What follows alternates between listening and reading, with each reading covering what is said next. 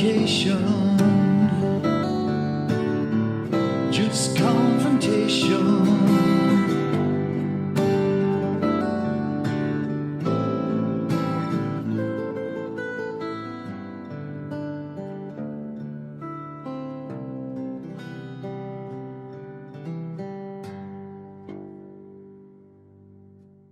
Well, hello and greeting from northern Michigan. Welcome to the live stream today. Baldy Catz actually converted a flat earther the other day. Basically, the guy put this video out saying, hey, you raised some good points and I'm thinking I'm changing my mind.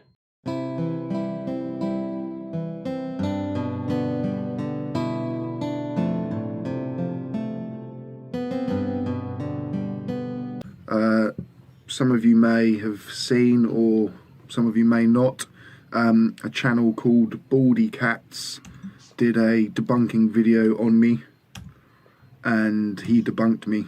I was wrong. I was down the wrong path. I feel like I'm at an AA meeting here. I'm wrong. The earth isn't flat. And I'll try and explain why, but also I'm going to be doing a sort of stream with Baldy Catz, so he's going to sort of explain some things, questions I still have unanswered, but I am certain that we live on a sphere. There's still so much that I don't know. NASA, space, all of this sort of stuff. The pictures of Earth, I still don't believe. They are CGI, stitched together photos or images. But some of the older photos, they may be right. I don't know. But one thing that stood out to me during Baldy Catz debunking was when we mentioned the moon phases, or he debunked what I had said about it that proved that we lived on a flat Earth. On my channel, I think the video is called "It's Flat, Guys, It's Flat." I genuinely 100% believed in it. I wouldn't have sat there and made, I don't know, about 18, 19 videos creating content. It was a true belief of mine, and I basically, I don't want to use this word, but I got fooled. And I'm not a fool, and I know that 99% of people that believe in flat Earth are not fools. You're not unintelligent. It's just a case of misinformed, maybe.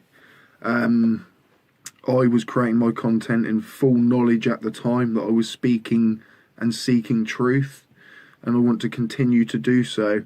I'm going to continue with the channel. I'm going to keep up my old videos, so people may be able to see the process, the journey that I went through, and understanding how just one interaction with this guy, Baldy Catz, basically made me think critically and look at the other side. Well, guys, this is the thing that truly impresses me about this flat earther. He put out a video with some claims. Baldy Catz came out and did a debunking video of him, and the guy actually paid attention to what Baldy Catz was saying. You know, this is not the primary reason that I'm in flat earth and many of the other debunkers. Mostly we're dealing with people like, I see we have Nathan Thompson in the chat. No, most flat earthers are kind of like him. Doesn't matter what evidence you give him, he's still going to go with his party line. It sounds like the impeachment hearings here in the United States. But this gentleman, SeekTruth SpeakTruth, did listen to what Baldy Catz presented. And as a result, he's got a new outlook on the flat earth and the fact that it's a globe. He actually paid attention to the evidence that was given and adjusted his position. And for that, I applaud him. And I applaud Baldy Catz for having the patience to actually sit down and do it with him. No, water can't stick to a spinning ball. Show me an experiment where water can can, you can make water curve. These are loaded questions, really, because of course nobody is going to be able to outcompete the Earth and make water bend around a ball. It's impossible. We would have to. It's an impossible experiment, and that's how people like me are easily drawn in. Gas pressure without a container. Logically, it makes sense that, oh my God, yeah, that you're correct. There must be a dome above us. There must be something holding this air in. But it is a complete and utter lacking in understanding of science, and I will admit that now. It's easy to go with your gut instincts, and what a lot of people say, and I did myself, is follow your senses. Do you feel like you're moving? But science can explain all of this, but we just overlook it. We don't even look into it, or if we do, we unfortunately don't understand it. Can you guys actually believe what you're hearing right now? The classic, air pressure next to a vacuum nonsense. The guy actually understands that there's a scientific reason for that. And he listened to the scientific reason. This is something that we never really see in the flat earth. Now, most of the time when I do flat earth debunking, what I try and do is I just basically make the presentation for the audience listening. I don't make the presentation for the flat earthers because they're stuck in their rut. However, this is one that actually listened, and this is the result. I'm going to further my seeking truth, like I say, and hopefully people will still stay subscribed to me. I'll obviously completely understand if you don't, but this is my truth, and like I say, I'm going to carry on talking about it. I want to apologise to. I'd imagine he subscribes to me, but he's a ball earther, a guy called Roy Van 7. He's always commenting on my stuff and showing me proofs and talking, and I just never really looked into it. I was blinkered. My mind was clouded. I basically wanted the Earth to be flat. I wanted to be different. It felt good, and I think that's how we slip. It is a conspiracy. Curvature has been measured.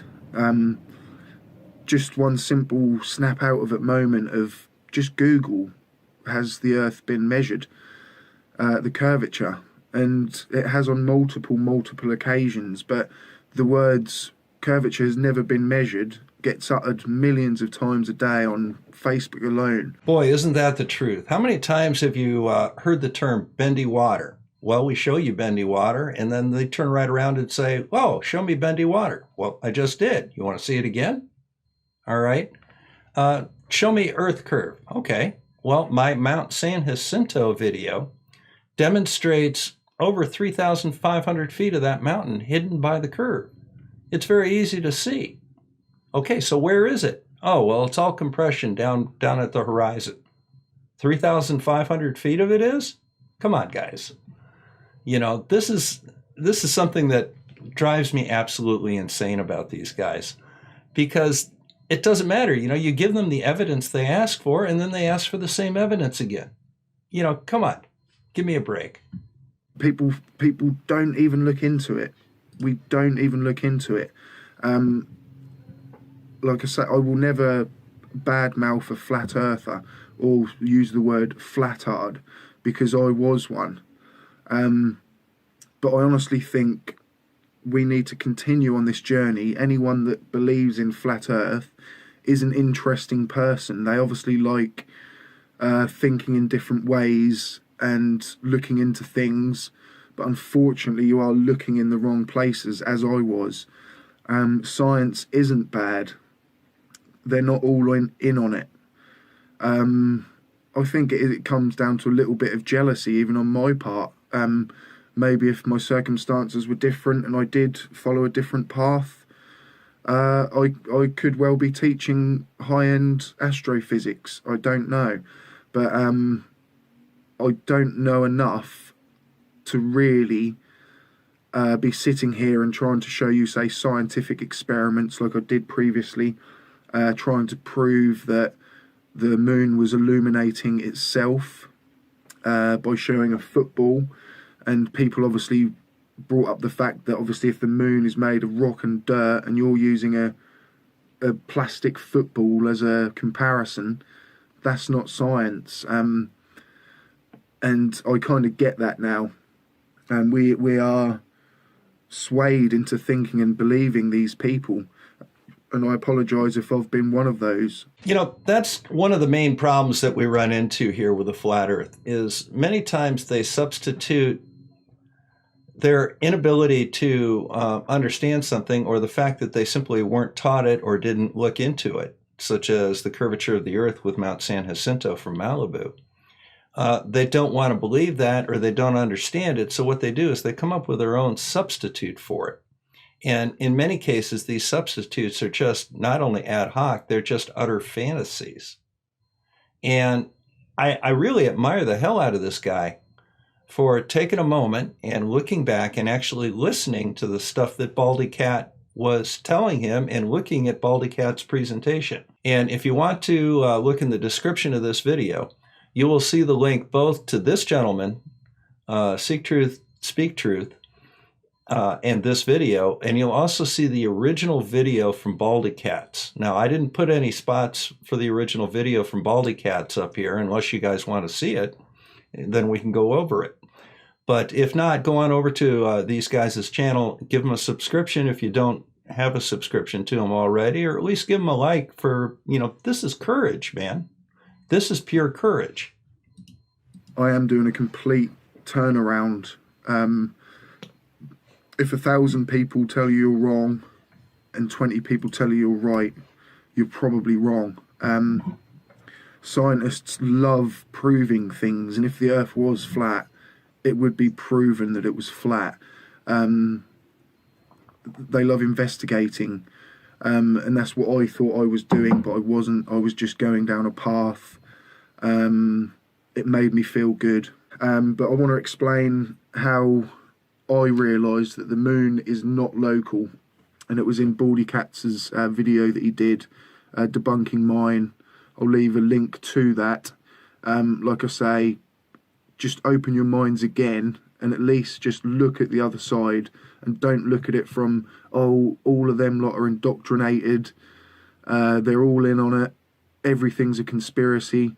Just look at it with a critical mind, and just think logically, which I was always asking you guys to do before, and I wasn't thinking logically.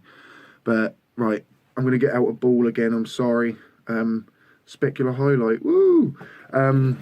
Right, so say this is the moon. One side's lit up, the sun, one side isn't. Imagine this is the flat plane. Australia one side, Argentina the other.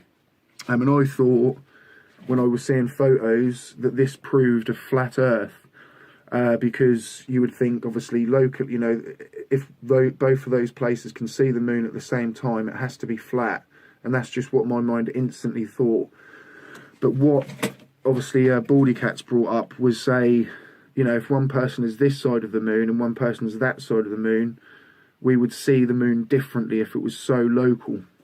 You know, the angle, one side would see a full moon, one side would basically see the dark side of the moon, or have, you know, no moon. If you were opposite those two, you'd see a half moon. So everywhere on Earth, you'd always see a different phase of the moon. But obviously, put the moon much further away, and then suddenly the angle doesn't really matter anymore. And we do all see basically the same angle of the moon, if you can see the moon at that time on Earth. You know, the other day I was on Jose J.G. Gonzalez's channel. Boom! And I started to bring up this point. And who was it? The Plain Truth and Nathan Thompson just became children and started yelling and screaming over me. My point was this: if you have a moon that is a disk and it is directly over your head, it'll appear round. However, the moon passes over the Earth between 30 north and 30 south latitude, which means that unless you are in that range, you will never see the moon directly overhead. Now, up here at 45 degrees where I am, I'd see the moon that looked like that. It's oval shaped, okay? So since we don't see that, by definition, the moon cannot be local and a projection, all right? Now, say it's a sphere, all right?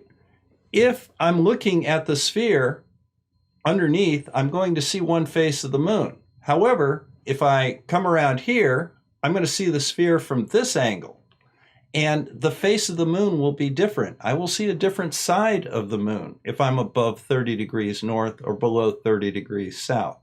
I'm going to start seeing different sides.